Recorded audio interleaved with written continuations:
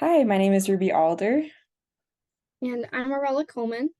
and we are going to be going over the 1910 through the 1919s.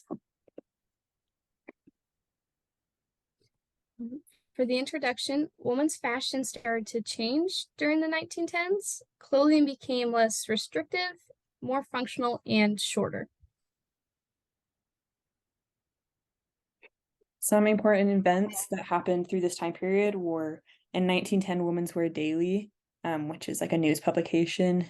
Their first edition was printed, and that was known as like the Fashion Bible. It still is in print today. In 1911, there was a large fire known as the Triangle Shirtwaist Factory Fire. I'll get into that in the next slide. In 1912, Henry Ford started the assembly line in Detroit, which just changed how things were manufactured in the US, as well as Paul Poiret invented the hobble skirt. Like that's when it made its debut. Um, and that was like a staple of this time period. In 1913, the zipper was invented, which just changed how the difficulty of putting clothing on. It now was really easy to put it on, and it was functional and it was secure. One of the most memorable um, events of this decade was World War One, and during this time, many of the men went to go fight across seas, and I'll get into that as well. So in 1911, on March 25th, there was a fire at the Triangle Shirtwaist Company in New York City. So this had been basically a sweatshop where immigrant women, mostly young women, had come and worked for, they would work 12-hour days, they would work for 7 days a week, and they got paid very little. But for many of them, it was their only option. However, the owners of the company, uh, didn't they didn't take basic safety precautions. They didn't um, put in sprinklers. They didn't have fire escapes. They only had one functional elevator.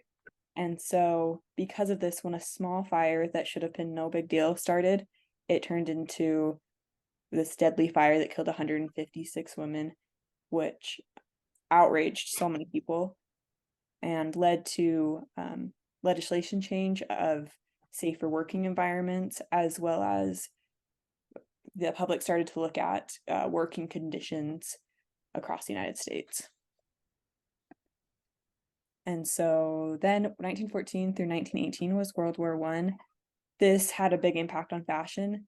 There was material rationing as well as food rationing and other rationing, but the material rationing led to shorter skirts and dresses for women because they just didn't have the option to have the same long dresses. There's also a silhouette change. They no longer had the well bone corsets, um, and they were no longer wearing those corsets that were quite so restricted. They were more functional outfits. There were also new fashion trends such as the trench coat, um, because men were wearing trench coats in the trenches of World War One, and those are actually still popular today.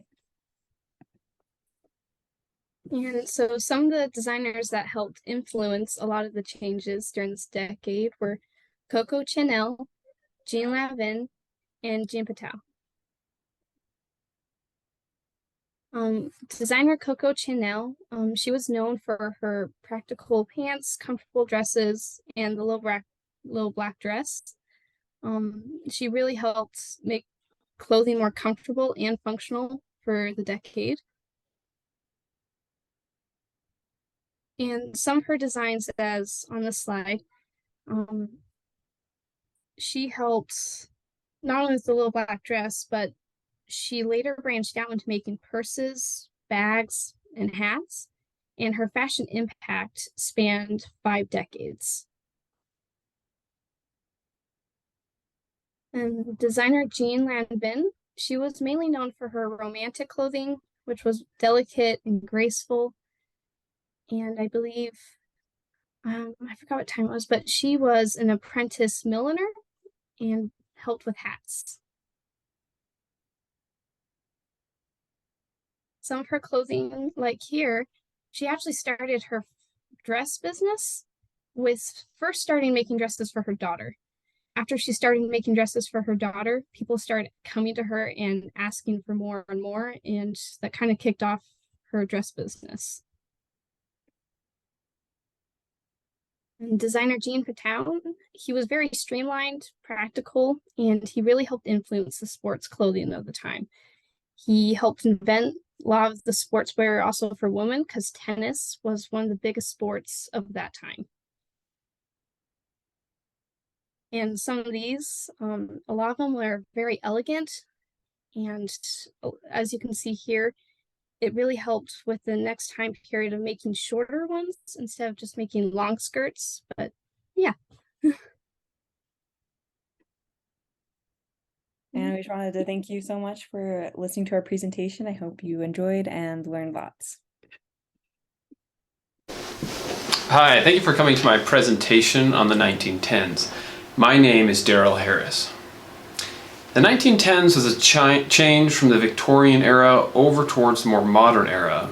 There were a lot of things that happened during this time, including World War I, and a major shift in the way that women worked and lived here in America and across the entire world.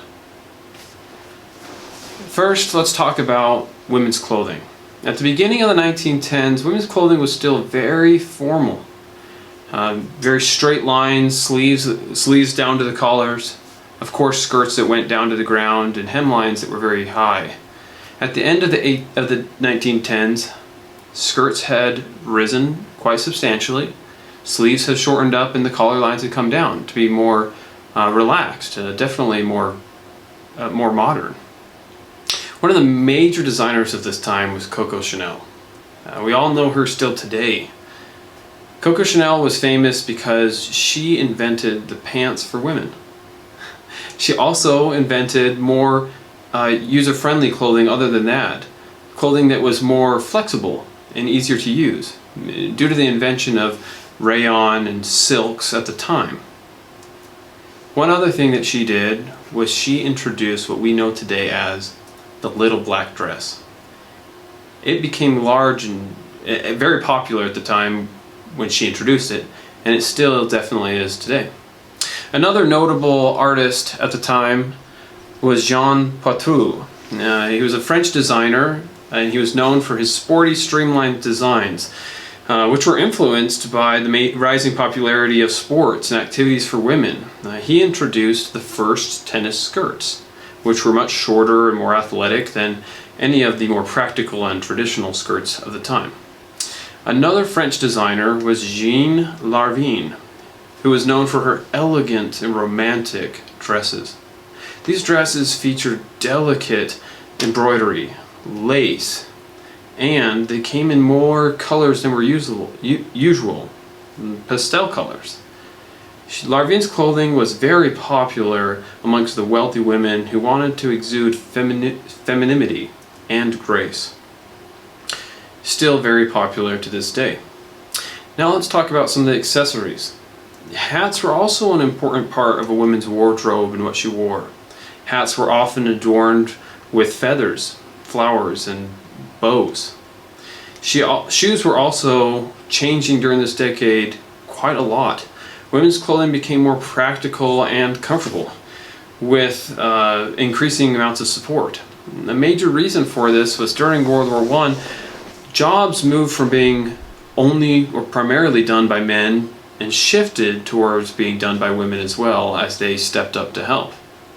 As you can see, the clothing from this era was very formal and structured, with high collars, long sleeves, and long skirts. However, as we moved throughout the decade and we had more influence from the modern era, we received slightly shorter hemlines and much more practical designs.